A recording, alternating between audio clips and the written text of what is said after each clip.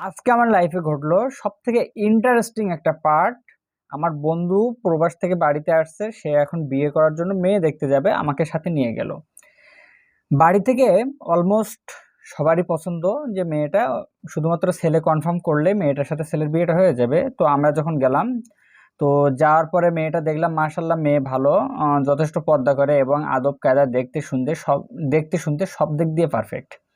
তো আমরা হ্যাঁ সূচকটা দিয়ে দিলাম। তো তখন ঘটক মশাই বললেন যে তাহলে মেয়ের মা বাবার সাথে তোমরা কথা বলে যাও, যেহেতু বন্ধুর সাথে আমি গেছি আর আমি অলরেডি বিয়ে শাদী করছি, আমার এই বিষয়ে তো অভিজ্ঞতা আছে এবং দাঁড়িয়ে আছে, বেশ মুরব্বী মতন দেখা যাচ্ছে। তো বন্ধুর যে শাশুড়ি, হবু শাশুড়ি, তাকে নিয়ে আসলো। তো বন্ধু আবার যে একটু মনে করেন আদিক্ষেতা দেখা যেতে, একটু সালাম করলো, গ্রামের ব্যাপার স্যাপার বুঝেন না।